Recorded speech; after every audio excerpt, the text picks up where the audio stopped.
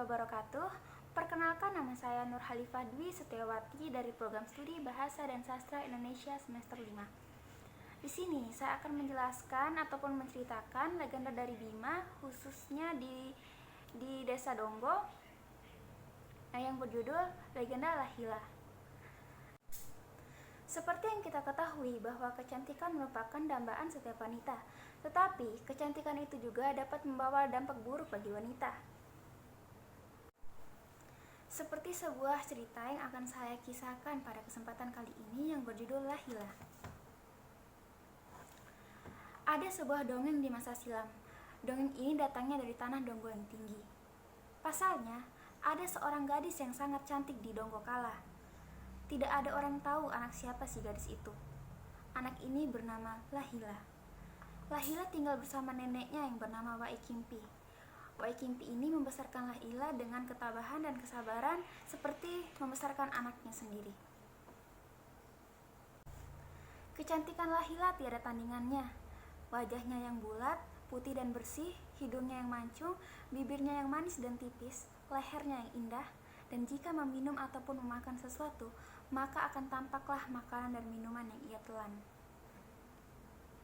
Jika ingin mengeringkan rambutnya, maka disiapkanlah 7 buah galah untuk menjemur rambutnya. Perangai Lahila cukup baik dan bersahaja. Tutur katanya sangat halus, tingkah lakunya pun sungguh sopan. Semua orang di kampung itu senang melihat Lahila. Seperti ungkapan, Lahila adalah kuncup dari bunga desa itu. Bunga dari sekian banyak bunga di kampung kala itu. Ada sebuah sungai yang mengalir dan airnya cukup bersih.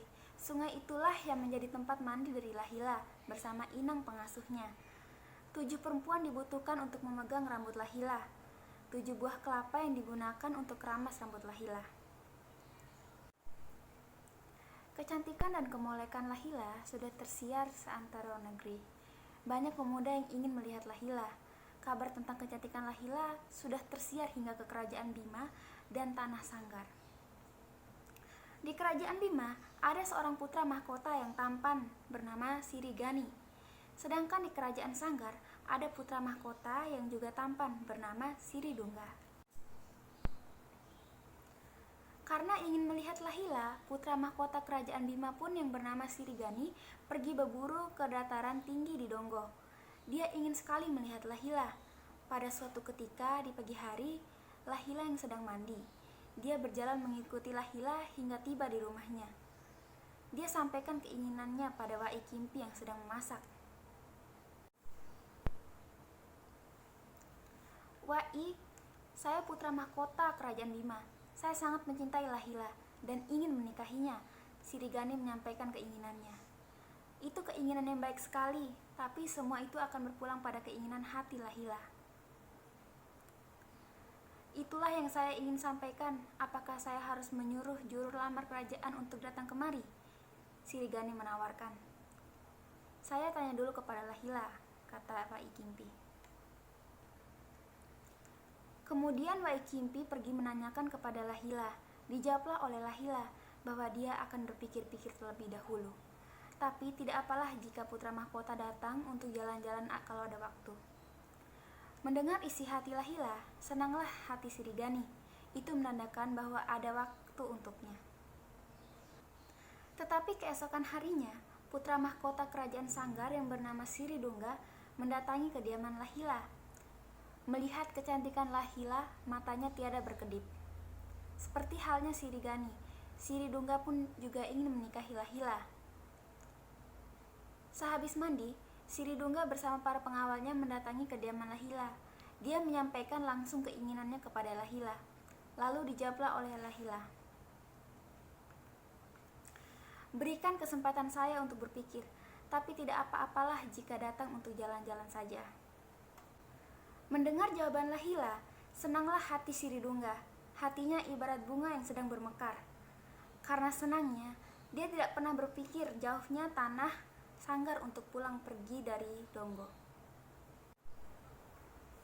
Hati Lahila sudah mulai bimbang, susah untuk memilih di antara pemuda yang mencintainya. Mereka sama-sama baik, sama-sama gagah, dan sama-sama anak raja. Jika diterima cintanya Srigani, dia takut akan kemarahan Raja Sanggar. Begitu juga jika dia menerima cintanya Siridungga. Dia mulai takut akan terjadi peperangan di antara dua kerajaan itu. Dia tidak bisa tidur di sepanjang malamnya. Berpikir dan terus berpikir siapa yang harus dia terima di antara keduanya. Keesokan harinya, dia menyampaikan kepada Wai Kimpi, "Ibu, saya sedang susah sekali memilih di antara kedua pemuda itu." "Iya anakku, saya juga berpikir hal yang sama. Saya khawatir ini akan terjadi peperangan dan keributan antara kedua kerajaan tersebut." Ternyata Wai Kimpi juga berpikir yang sama seperti yang dipikirkan oleh anaknya Lahila. "Bagaimana ibu jika dua orang itu datang di saat yang bersamaan?" Lahila pun semakin sedih, sampai-sampai ia berkeinginan untuk menghilang dari tanah Donggo. "Berpikirlah kembali anakku, saya tergantung keputusanmu, tapi kamu harus punya pilihan." Demikian pesan Wai Kimpi kepada Lahila. Keesokan harinya, sebagaimana biasa, Lahila pergi mandi dengan Wai Kimpi dan beberapa gadis desa. Ketika sedang asyik mandi, dia melihat ke atas di celah pohon beringin besar ada dua orang pemuda yang sedang berdiri berhadap-hadapan dan saling mengeluarkan keris. Sesaat kemudian, dua orang pemuda tampan itu berkelahi. Lahila, Wai Kimpi, dan beberapa gadis itu mengenal dua pemuda yang sedang bertarung itu. Tiada lain dan tidak bukan merupakan Siridungga dan putra mahkota kerajaan Sanggar dan Srigani putra mahkota kerajaan Bima. Ketika pertarungan sengit di antara keduanya terjadi, berteriaklah Wai Kimpi melarang mereka untuk berkelahi, tapi tidak diindahkan oleh keduanya. Mereka tetap bertarung dan berguling-guling di atas bukit itu. Mereka saling menikam di atas bukit itu. Lahila pun hanya terdiam, air matanya berlinang, tetapi tidak kelihatan tangisannya. Wai Kimpi dan beberapa gadis itu terus berteriak melarang keduanya untuk berkelahi. Sesaat kemudian, terlihatlah oleh Wai Kimpi mereka berdua tergeletak di atas bukit itu. Mungkin mereka sudah tewas di atas itu. Wai Kimpi pun memanggil penduduk kampung yang laki-laki untuk naik ke atas bukit dan untuk melihat serta melerai perkelahian di antara dua putra mahkota tersebut. Setelah itu, Wai Kimpi dan beberapa gadis itu kembali ke tempat pemandian. Tetapi apa yang terjadi?